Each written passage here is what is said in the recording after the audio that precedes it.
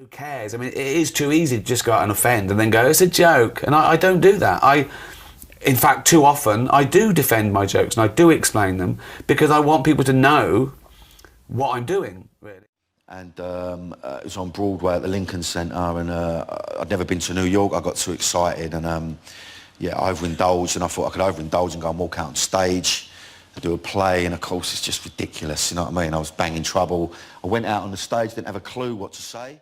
I finally released an album, which, like, as an artist, is like, that's your backbone, to be honest, that bodies of works and albums. So I finally released an album, and I don't know, I feel like I've done all I can to kind of spread my sound. You've got to use that platform to the best of your ability and take it, and that's what I did, and I love the show, it's great. I mean, they literally let me do, Lorraine, whatever I want. I mean, in that performance that you saw with Ivy, I mean, she came and sat on my chair. My family have been on here 4 generations. I started when I was 6, I'm now 43 nearly. So that's a lot of years to do. My dad before me, my granddad and my great nanny. I mean, to quote him, he wants it to make sense. There's all this jargon and embezzlement that's surrounding him and his investment and his money, which he hasn't got a lot of. And obviously we see his purposes. He's expecting a kid with a girlfriend that we assume he loves. But when Peter Taylor came in, you know, I knew he was going to kind of go on to bigger and better things, and luckily enough it did, like. But I've, as you said, I've been here a long time. To do a 6-7 year stint so far at football clubs, it's a massive achievement, especially in today's game. Well, you wait and you hope, and you know you're in the frame. You know you've met the people, and that's the worrying thing, because if you like them and you feel like you could really work with them, you know, you're waiting and waiting. Oh, it's been unbelievable learning a new skill like dancing, and how hard it is mentally fatiguing. Physically it's fine, it's just mentally trying to take it all in, you know, trying to remember 10 things at once, you know, multitasking to the max. It's tough for us guys, you know. I want to explore some of the mountains. I brought my walking shoes. So it's not all about just opera, you know. We need to relax a little bit and let our hair down. I think that's more important sometimes.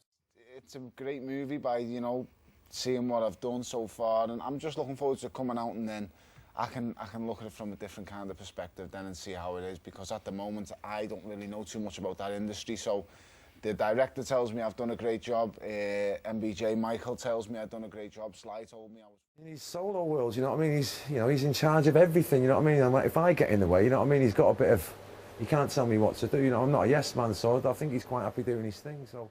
The thing what I found being a dad, and my wife took to it straight away, but I think as a man, it's kind of a weird sort of process. I don't know, it took me a long time to get my head around it. Not being, I mean, as a character, I did a thing called Ronin, and it was a really good character that I created, and he just went after, it just went off after about a third of the film. The bridge was built and opened in 1911. The ferry boat that was in at the time wasn't big enough to take the workers over the other side of the river to go to work. So they needed something that would carry a lot of people over in one fell swoop. A fat lad, so I've struggled with my weight all of my life, and that's not going to change. And that's part of the reason that we set the Dieters Club up, because it is an ongoing battle. Some people can eat what they want, others can't. Well, it depended on what time of day the racing was taking place. It depended if it was one race like the Kilo, a one-off effort, or if it was a series of races like the Sprint or the Keirin, where you're racing potentially from maybe 9 o'clock in the morning through till 9 or 10 at night. Normally the first thing is, so what was it like making the movies? Which is a hard thing to sum up in an answer, because it was 4 years. So it was, you know, sometimes amazing, sometimes really tiring, sometimes it was really cold. The castle is tied into the tune is tied into the area, and it's all tied into the why we speak, because that's a big part of how we are. I suppose it's a big bit of our identity. Let's look at it, for example, in a military context. The Highland officers would stand in the front line of the Highland Army all the way through history. Those who were their subordinates or dependents would stand behind them. The noble pedigree was very important because they didn't have to be disciplined like their lowland or English counterparts. 100 Million Suns was a kind of direct reaction to the huge success, I guess, of that record and that song. You know, we didn't want to repeat ourselves, and we wanted to at least start trying to explore different avenues and different ways of presenting our songs.